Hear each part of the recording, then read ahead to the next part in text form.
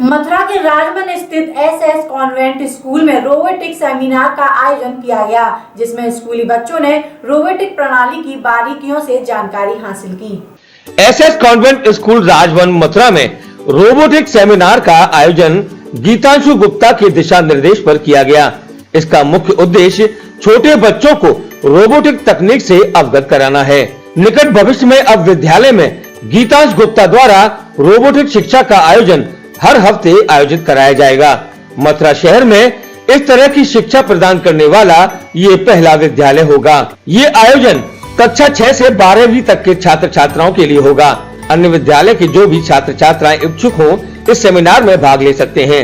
इस सेमिनार में सरस्वती विद्या मंदिर मेरठ के 8वीं कक्षा के छात्र ने अपने अध्यापक चेतन पाल के निर्देशन में बनाए गए कई रोबोट का प्रदर्शन भी किया। इस अवसर पर विद्यालय के प्रधानाचार्य घनेन्द्र सिंह, सुनील चौधरी, दलवीर शर्मा, गौरव चौधरी और अध्यापक के अलावा छात्र छात्राएं भी उपस्थित रहे। नाम से पता लग रहा है कि अगर ये एज पे आएगा तो उसे अवॉइड करेगा, मतलब अगर ये एज पे आएगा तो पीछे आएगा और मुड़ जाएगा, तो हमें इसके नाम से पता लग गया एज अवॉइडर।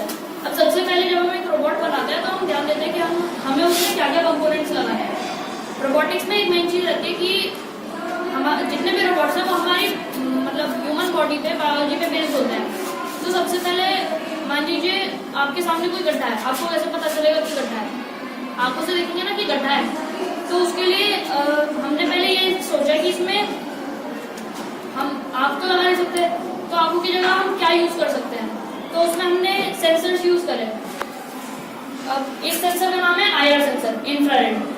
जैसे लाइट होती है ना इंफ्रारेड, तो इंफ्रारेड लाइट पे काम करते हैं ये। तो और इसमें मोटर्स हैं, मतलब इसे मूवमेंट देने के लिए, और एक मोटर ड्राइवर है मोटर्स को चलाने के लिए, और एक आर्डिनो है। इस ब्लू बोर्ड को आर्डिनो कहते हैं। ये ब्लू बोर्ड इस पूरे रोबोट का ब्रेन है। तो एक एक करके हम अब हर चीज में एक्सप्लेन करता हूँ। तो सबसे पहले सेंसर पे आते हैं।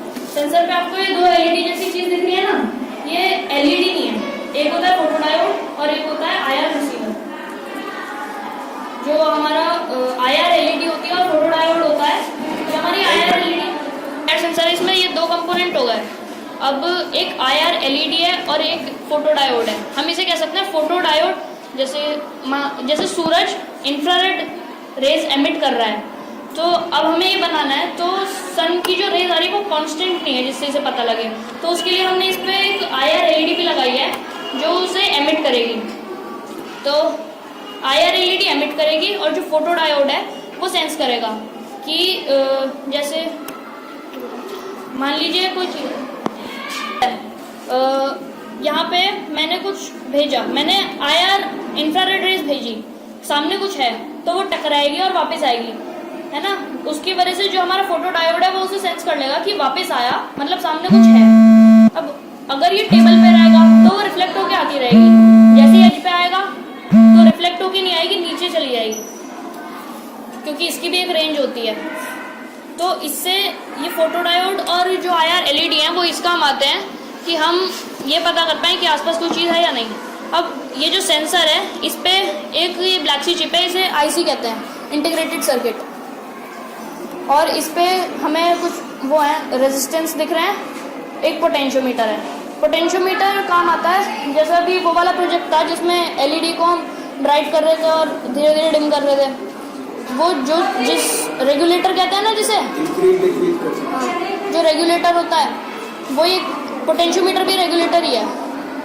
और ये हमारा सेंसर हो गया। ये हमारी जो आईसी है ये इस सेंसर का ब्रेन कह सकते हैं। ये सेंसर इसी की वजह से काम करता है।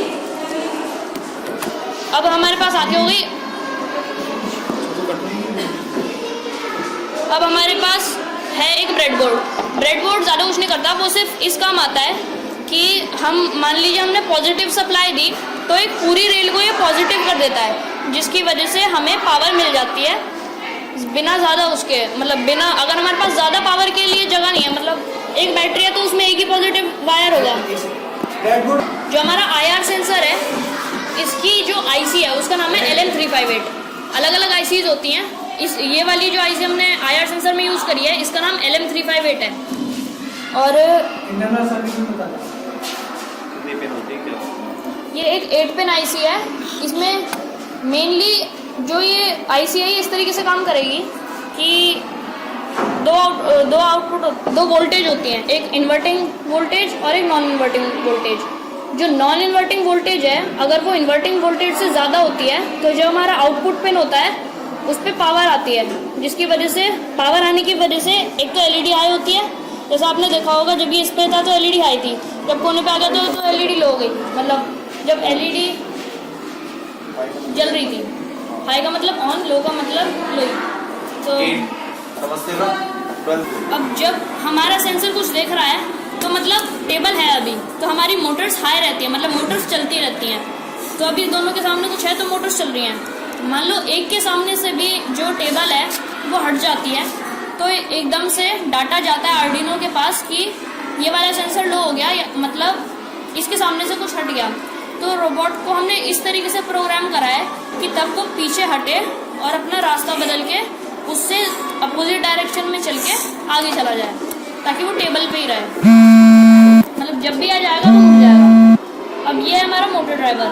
ये मोटर ड्राइवर काम आता है, इसकी जो आईसी है इसका नाम है L2N3D। जो मोटर ड्राइवर है वो काम आता है हमें मोटर्स को दोनों डायरेक्शन में फॉरवर्ड और बैकवर्ड चलाने के लिए, जिससे हम इसे डायरेक्ट आर्डिनो से कनेक्ट कर सकते हैं डाटा पिन्स के थ्रू। और फिर जब हम आर्डिनो है वो मेन ब्रेन है एक तरीके से। आर्डिनो को हम प्रोग्राम करते हैं। आर्डिनो ब्रेन है, लेकिन उसे कुछ भी नहीं पता, उसे कुछ नहीं पता कि मोटर क्या होती है। हम बस हम उसे प्रोग्रामिंग में बताते हैं जो बताते हैं। हमने उसे ये बताया हुआ है कि अगर दोनों के सामने कुछ है तो तुम्हें चलते रहना है, अगर एक के सामने से भी हटता है तो पीछे हट के अलग डायरेक्शन में मुड़ के तुम्हें आगे चले जाना है। ये हम आर्डिनो को बताते हैं, जिसकी वजह से जो आर्डिनो है वो काम करना शुरू कर देता है। इसके ऊपर ये आईसी है, दिख रही है, एक 16 पिन आईसी है। 16 पिन जैसे हमारी ये वाली 8 पिन आईसी है ना, वैसे ये L293D है, ये 16 पिन आईसी है। इसमें हमें मोटर ड्राइवर पे मोटर पिन्स मिलती हैं, मोटर 1 के लिए और मोटर 2 के लिए, और डाटा पिन्स मिलती हैं मोटर 1 के डाटा के लिए और मोटर 2 के डाटा के लिए। अभी काम ऐसे करता है, हमने दोनों मोटर्स लिए और मोटर ड्राइवर से कनेक्ट कर दिए, एक मोटर 1 पे एक मोटर 2 पे। अब हम जो डाटा पिन्स हैं वो यूज़ होती हैं हमारे मोटर ड्राइवर से मोटर्स को कंट्रोल करने के लिए। तो हम आर्डिनो से डाटा पिन्स लाके मोटर्स को कंट्रोल करते हैं। मोटर पिन में हमें पावर देनी होती है ताकि वो मोटर्स को चला पाए, बिना सप्लाई के मोटर थोड़ी चलेंगी। तो हम इस पे पॉजिटिव और नेगेटिव देके मोटर को कंट्रोल करते हैं। अब आर्डिनो पे ये एटमेगा 3280p नाम की एक आईसी है, ये इसका माइक्रो कंट्रोलर है। और इस पे हमें कुछ डिजिटल पिन्स मिलती हैं, एनालॉग पिन्स मिलती हैं और पावर पिन्स मिलती हैं। और हमें यहाँ पे 2 पोर्ट मिल जाते हैं। इस वाले पोर्ट का हम यूज़ करते हैं अब डाटा अपलोड करने के लिए। जब हम प्रोग्रामिंग करते हैं तो हम इसमें एक डाटा केबल लगा के प्रोग्राम करते हैं। और ये जो दूसरा पोर्ट है, इसे भी हम यूज़ कर सकते हैं पावर देने के लिए आर्डिनो को। अब आर्डिनो को हमने जिस तरीके से प्रोग्राम करा है वो उसी कॉन्सेप्ट पर वर्क करेगा, जिसकी वजह से एज अवॉइडर काम करता है।